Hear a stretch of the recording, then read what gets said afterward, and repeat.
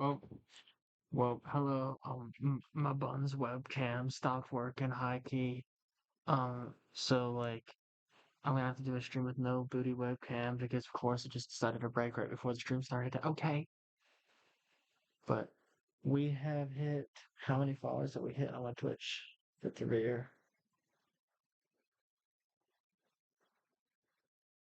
We're still at 17. I think I gained a follower, but then somebody else unfollowed.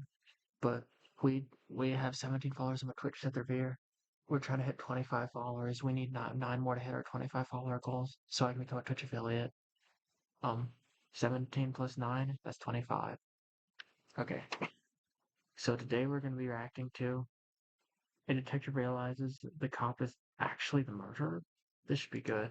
It'd be better if my webcam was Find working. me and many other skilled creators on Fiverr. Or you could grab a top camera, add good lighting to make everything pop. While cops are here to help and protect citizens, what happens when they're actually secret killers in disguise? Was it Kelly? Yeah, right now you're charged with murder, and it is Kelly. Here are 3 examples of when cops try to get away with murder, starting with the horrifying case of William Talley. On the 11th of May 2019, police received a worrying phone call explaining that former police sergeant William Talley had been in an argument with his girlfriend, Kelly Levinson. At some point during the fight, he fired gunshots at her. William quickly left the scene, stealing Kelly's truck, but was worried he may have done more damage than he realized. So I don't know anything since then. So nobody's here has been injured. No, that's what I told him when I called. He told me that he wasn't helping. The police had to immediately treat this like a crime scene and decided to search the house to ensure Kelly's safety. There was one thing on the officers' minds, and they were all silently pleading that they wouldn't find her dead. Deputy Brown used to work with the cowboy.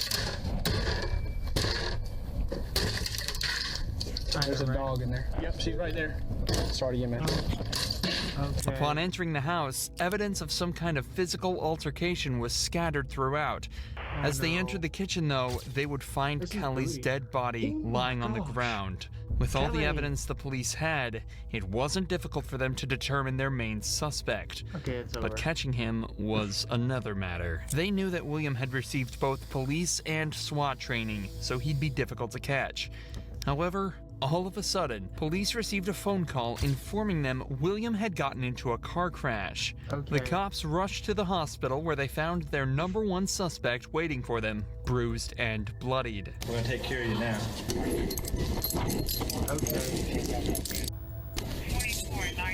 Once William was discharged from the hospital, he was immediately brought to an interrogation room where the investigation would truly begin. Can I ask what my charges are? Yeah, right now you're charged with murder. You're charged with violation of oath of office, and you're charged with possession of a firearm during the commission of a crime. Who? That's what we're hoping you can tell us. Maybe once we start talking about it a little bit. It wasn't Becky, was it? Was it Kelly? Well, Was it a cop? William mentions 2 names here, Becky and Kelly. Of course, we know Kelly to be his girlfriend, but William was actually married to another woman named Rebecca Talley who he'd been cheating on. William obviously appears dazed and confused, but whether this is just an act or not is another question. He'd spent multiple days in the hospital and was discharged after being medically cleared, so it's unlikely he'd still be this out of it. Regardless, it at least seems to be keeping him calm, at least for now. and you can sign this. Nobody's talking with me about things. Well, we're gonna get to that. That's what we're hoping to get to. No, I'm not talking until somebody talks to me. I can tell you who, if we can get started there. And it is Kelly. No! Can't do that. No! No! Tally, come on. Tally. Bill. Bill. No!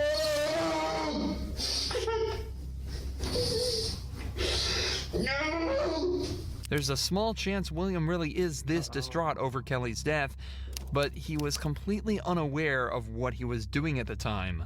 So it seems more likely that he's actually just using this as a guise to vent and scream about how his life is pretty much finished and over a small argument with his mistress. He's also likely frustrated that he got caught so easily. Remember, this is a man with SWAT and police training. He knows how to evade the cops, but almost instantly after going on the run, his plans were shut down in an incredibly unpredictable way. William manages to calm down while the detective talks to him, but only for a few short seconds. Here, let me get you the napkin. Bill. Bill, no. Stop, Bill. Relax. Bill, stop. It's all unnecessary, Bill. If you don't want to talk to us, that's fine, but let's not do this, okay? Okay? Just let's not do this. Who else to guard it? Right now you're hurting yourself. I don't care about me. Well, Who else to hurt? there's no one I else. keep hearing when people whisper, or whispers. Okay, well, what whispering do you hear? No, tell me the truth. Okay, there's no one else hurt, okay? What you're watching is a man who knows without a doubt that he's guilty, doing everything he can to try and find a way out. He's panicking, and the cops were probably extremely relieved when William finally asked for a lawyer and put an end to this dramatic interrogation. However, this obviously didn't help him at all, as the detectives already had all the evidence they needed to convict him, and William Talley was sentenced to life behind bars. Despite William being a local cop and even knowing some of the officers involved, this case was handled perfectly. A stark contrast to that of Matthew Boynton, whose case was so weird and corrupt that the cops ended up investigating a shooting that never even happened. You know you can't give a sworn statement and lie on it. Why would you do that, Matthew? On the 15th of April 2016, police found Jessica Boynton hidden in the closet of her home with a gunshot wound to the head and a police-issued firearm in her hand.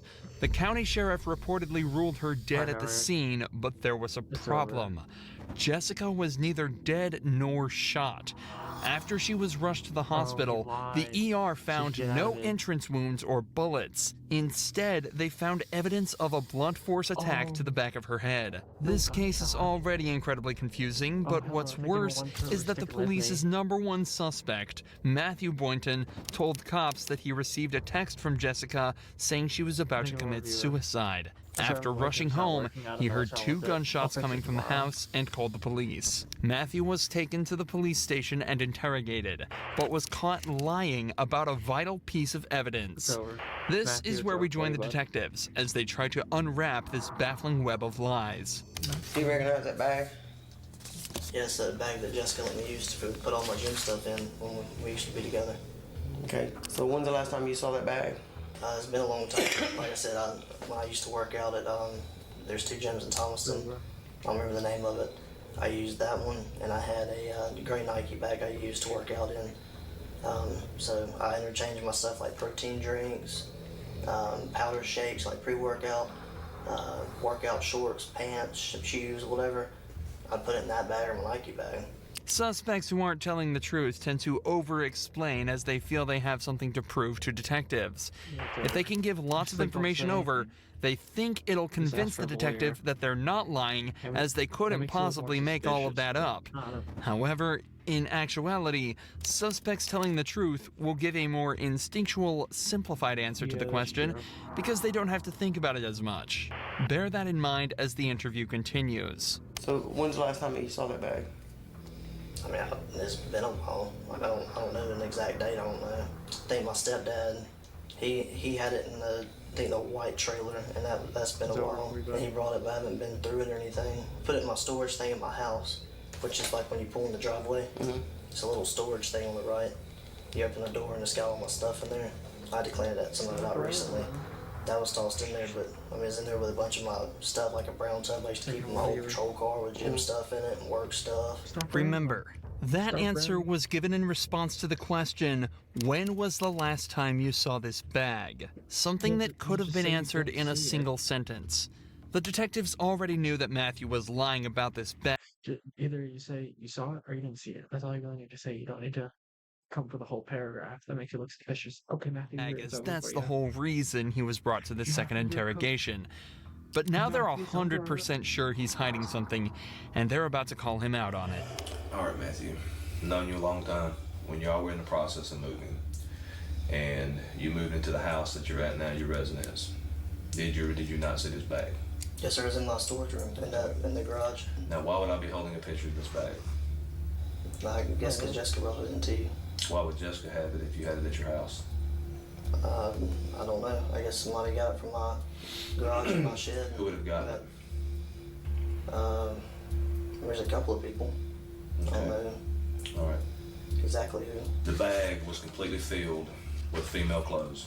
So this is one photo of it. That's not yours. No. This whole thing might not seem like a big deal, but it's actually the root of a much bigger problem. This bag, along with everything in it, belonged to Jessica. So when it was discovered in Matthew's possession after he told police that he'd handed all of her belongings over, it confirmed that he had been lying under oath. Again, a small issue at first, but now that the detectives know he's comfortable lying about this, they know that almost every piece of information he's given them could be completely untrue. The bag was turned into us. We have possession of the bag.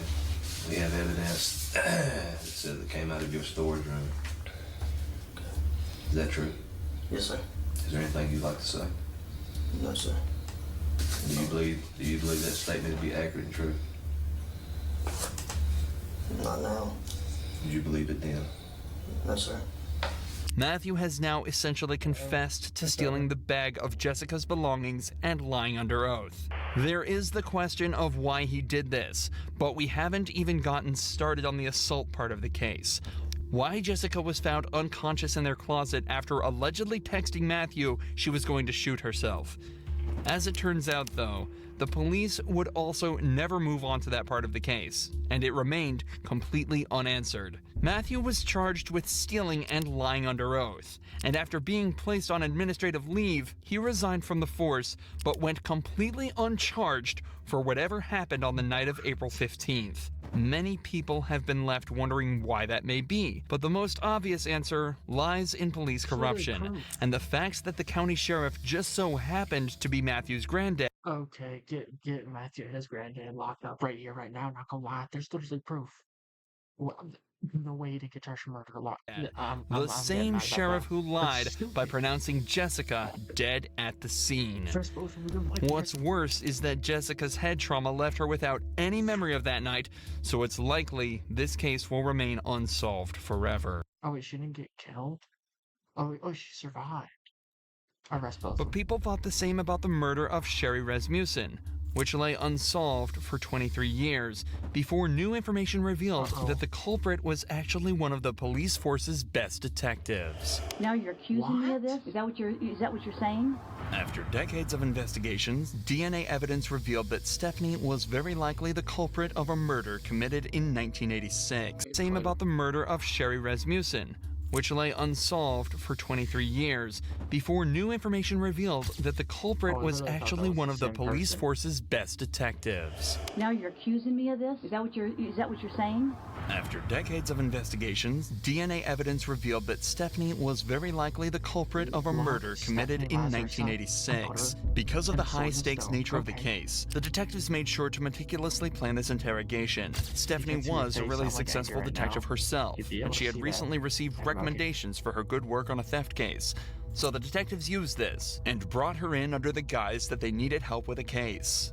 I don't want to talk about this in the squadron because I don't know who people are listening. And if we go to my side, everybody's always wondering what everybody else is doing. Okay? An interrogation room is a strange place for such a conversation to take place, so to put her mind at ease, detectives told her this was the place they'd least be likely to be overheard, as the case details were strictly confidential. Sherry Rasmussen's body had been found at her home after being shot 3 times. At the time, police suspected the murder was a result of a burglary gone wrong, but the case went cold when they couldn't identify the suspect.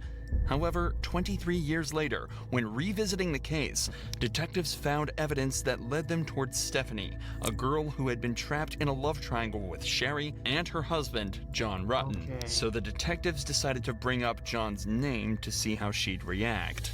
Were you guys friends, close friends? Yeah, we're very close friends. I mean, what's this all about? It's a case we're working on. It involves John, and in there's notes and stuff that he knew you and stuff. Oh, yeah. I mean, we were good friends. Lived in the dorms for, I lived in the dorms for 2 years. Was there ever any relationship or anything that developed between you guys? Yeah, I mean, we dated, you know, I mean, what's this all about? Well, it's relating to his wife. Both the detectives and Stephanie have tried to seem as friendly and relaxed as possible around each other, but Stephanie is obviously starting to get very anxious at this point. Even though the detectives gave a somewhat believable excuse, she is now in an interrogation room faced by 2 detectives being questioned about a girl she supposedly murdered 20 years earlier. Her breathing has become faster, and her language is defensive, and her movements have become more erratic. And you're right. I mean, if you guys are claiming that I'm a suspect, then, you know, I got a problem with, you know, with that. Okay.